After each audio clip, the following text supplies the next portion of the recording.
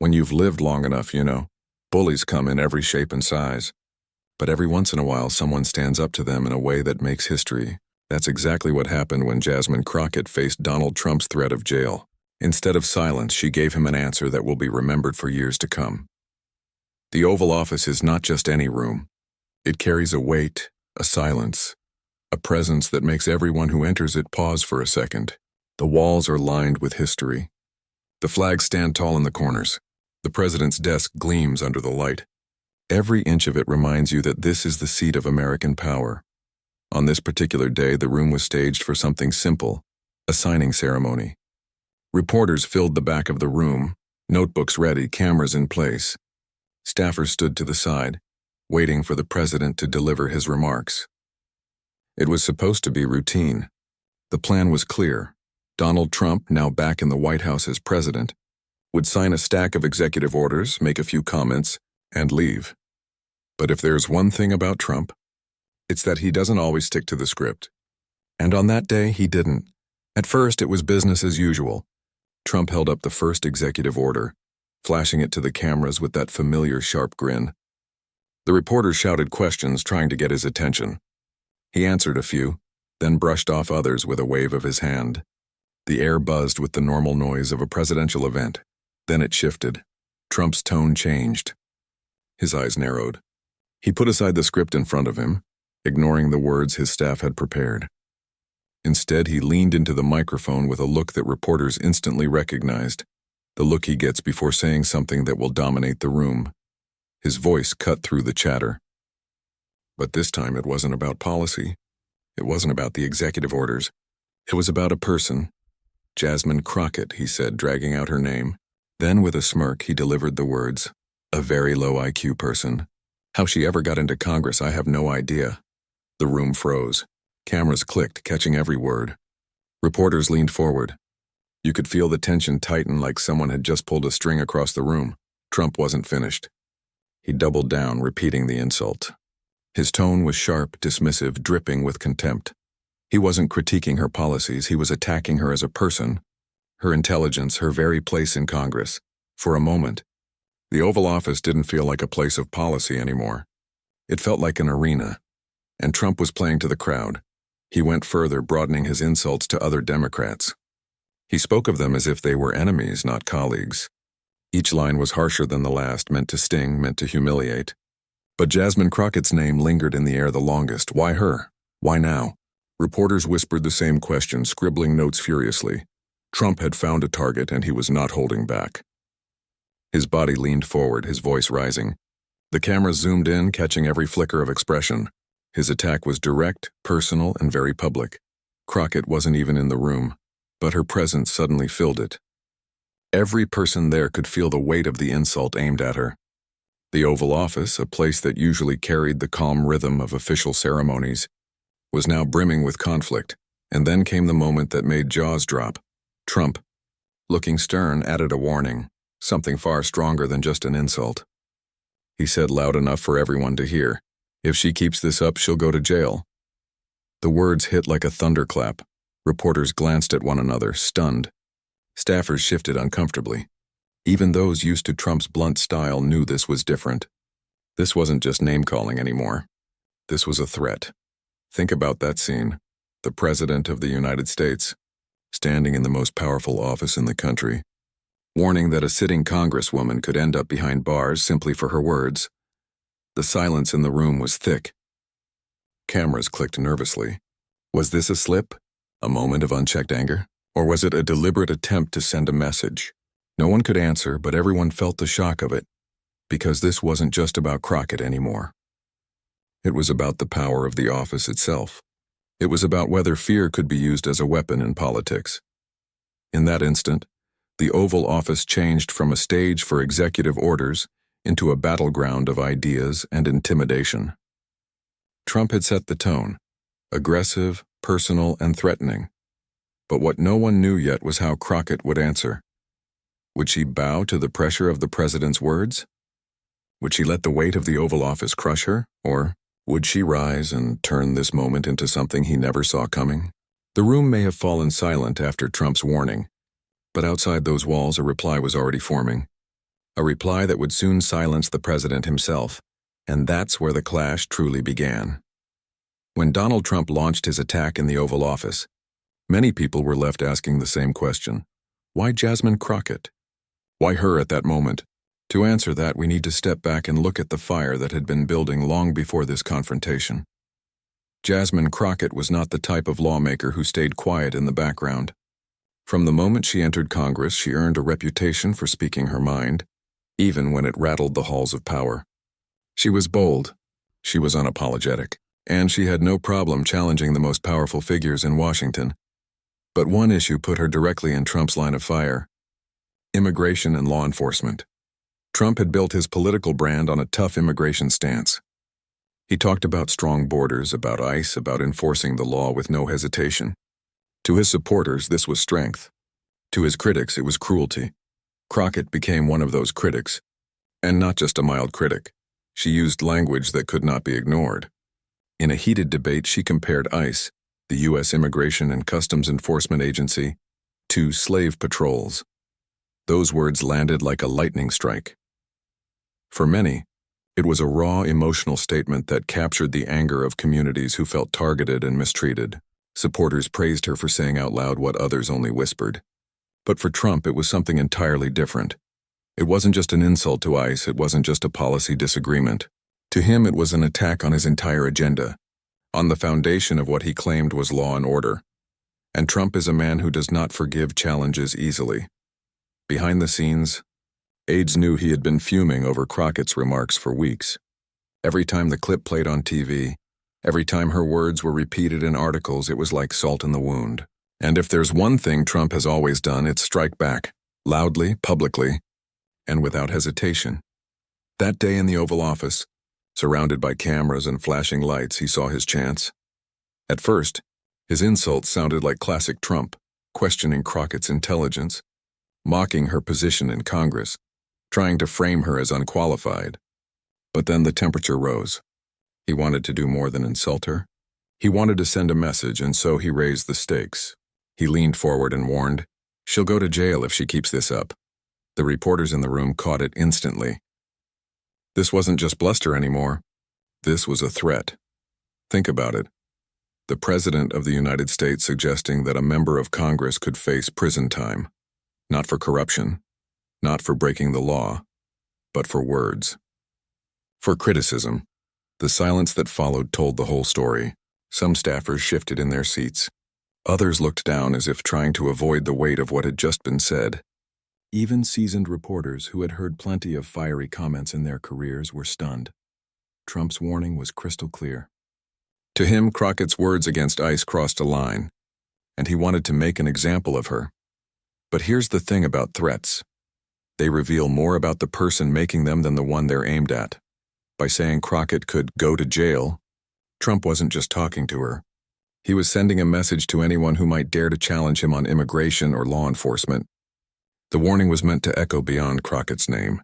It was meant to plant fear in others, and yet in that very moment it also revealed Trump's frustration. For all his power, all his influence, her words still lingered. They had gotten under his skin. And that's why he escalated. The room could feel it. The Oval Office had become the stage for something more personal than politics. This was no longer about executive orders or policy details. It was about pride, about dominance, about silencing a critic who refused to be silenced. Reporters exchanged glances, knowing that what they had just witnessed was no ordinary clash.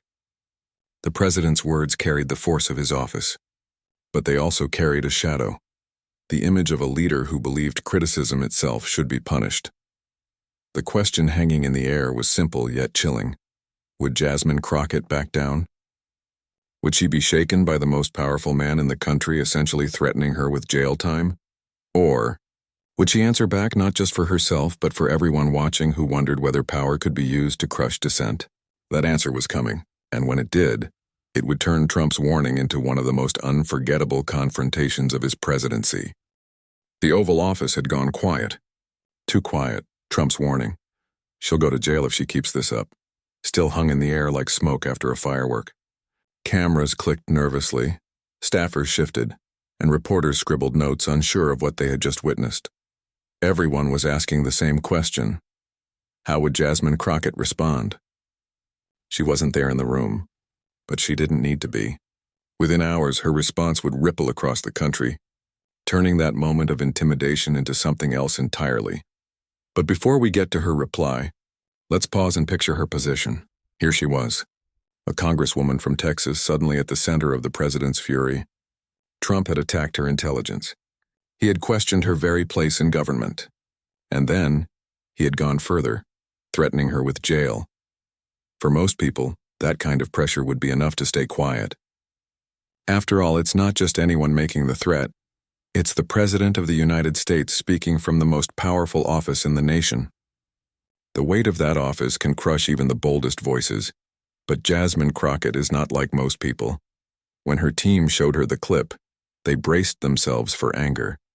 Maybe she would lash out. Maybe she would back away. But what they saw was something different. Calm. She listened carefully.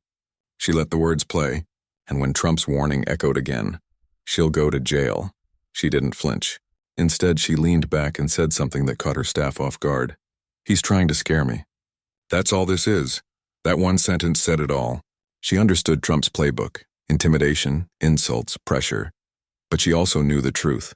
Fear only works if you give it power. So, instead of retreating, she began to prepare her answer. Her response came not with shouting, not with wild accusations, but with steady conviction. When she finally spoke publicly, it was with a voice that carried both calm and fire. She looked straight into the cameras, and her words were clear, deliberate, unshaken. "Mr. President, you don't get to decide who goes to jail. That's not how this country works." The simplicity of it cut deeper than any insult. She wasn't just defending herself. She was defending the rule of law itself. And then she went further. She explained that threats like these were not new.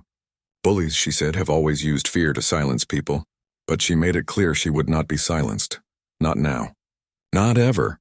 When you stand up to injustice, she said, you expect pushback. But threats don't scare me. They only prove why speaking out matters even more. The effect was immediate. Her words didn't come out as angry or desperate. They came out as grounded, confident, and sharp. Reporters replayed her reply again and again. You could almost feel the shift. Trump had tried to make her look small, but in standing tall, she had turned the tables. Even people who disagreed with her politically could respect the courage. It takes strength to face a threat head-on, and she had done it without raising her voice, without throwing an insult back. Instead, she had exposed the weakness behind Trump's warning. Because here's the thing, when someone in power threatens you, it's often because your words have already struck a nerve, and Crockett's words had. By comparing ICE to slave patrols, she had touched on history, injustice and pain that could not be brushed aside. Trump's fury showed just how much her criticism had unsettled him. So when she answered his threat with calm defiance, it wasn't just a personal victory. It was symbolic. It showed that intimidation had its limits. It proved that even the sharpest warnings lose their edge when met with courage. Imagine that moment. The most powerful man in the country, speaking from the Oval Office, trying to silence a critic.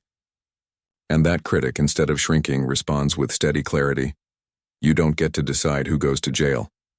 It was a clash of styles. Trump's thunderous warning versus Crockett's calm strength, noise versus clarity, fear versus truth. And in the end, it was the calm that silenced the storm. The Oval Office threat was meant to crush. Instead, it elevated her. It turned her into a voice that others could rally behind, and it left people wondering. If she could face down a warning from the president himself and refuse to back down, what would she do next? That question lingered, hanging heavy in the air. Because one thing was now undeniable. Trump's attempt to intimidate Jasmine Crockett had backfired. He had tried to silence her. And instead, she had silenced him. When Jasmine Crockett finally delivered her response, it wasn't long or flashy.